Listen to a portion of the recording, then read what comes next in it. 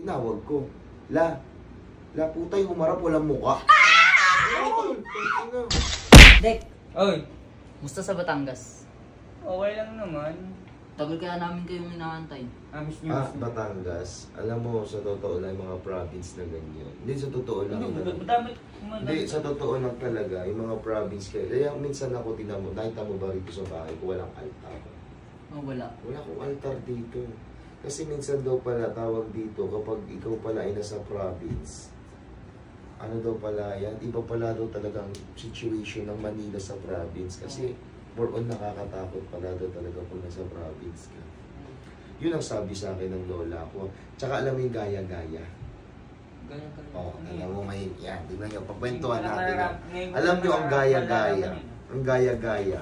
Kapag ikaw ay may binatong isang bagay, di ba? Binato mo ng ganun. Pak! Eh, di ko malampag yung lata. Tang. Mas gano'n din yun. Na.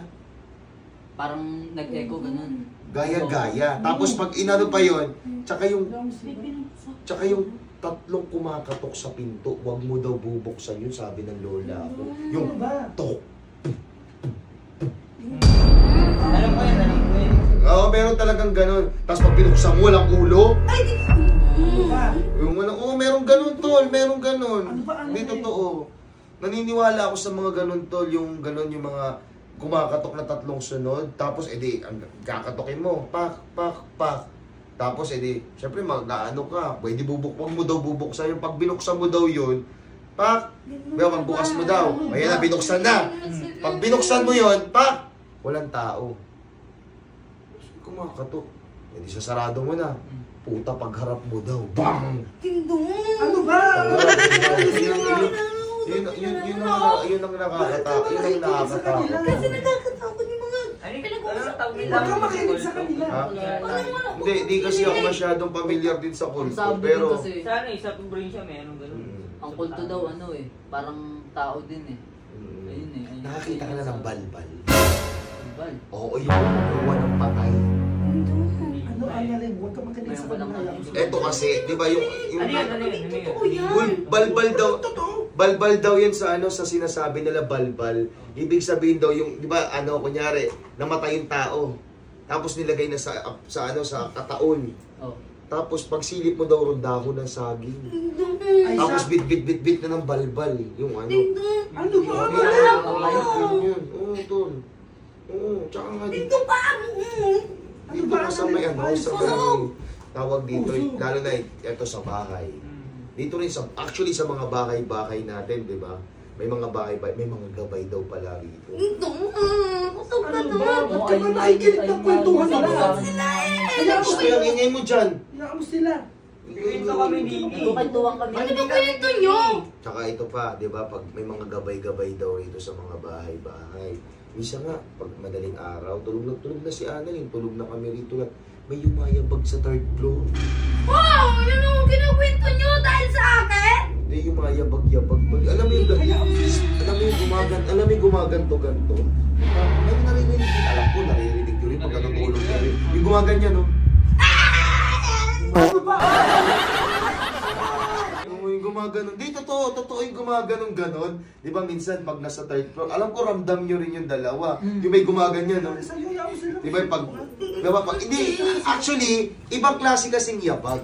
Pag sinabi kasing yabag, it's normal tuwing alas 10, alas 11. Kaya yung mga part of kahimlayan na ng tulog, kasarapan na alas 3 na madaling araw, may gaganon.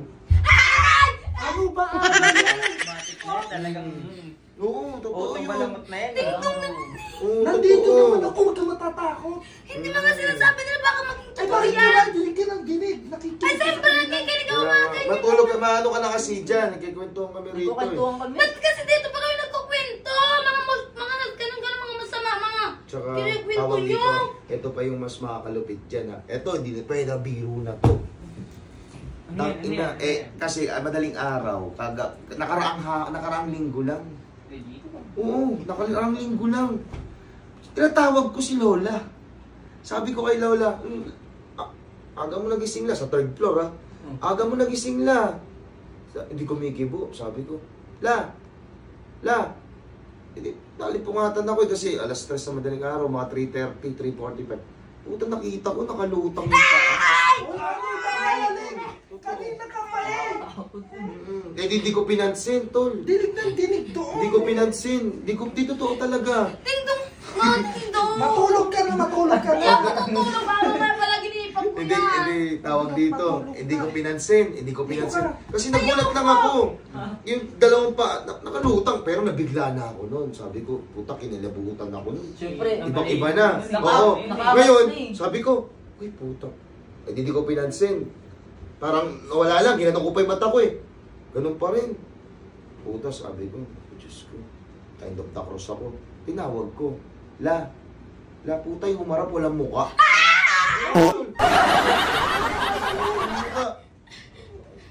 Walang muka, tol. Namatay ba? Sabi nila walang mukha. Ano ba kung walang mukha? Pakinig ka na, pakinig sa mga Kaya kwento. Kaya, Umalis ka totoo, naman tol. eh. Kanina ko pa eh. Nakakatakot yun. Pag... At saka pinakamalupit talaga dito, yung biglang namamatay ilaw.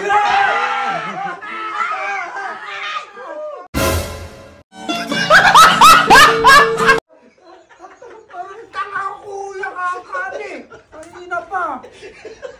At ako'y nananahimik, kinadadami sa mga kwentuhan. Tangina niya. Dito ka. Takot ako. Ito kasi Kasi gaw niya agad, gaw na ito. Akin na.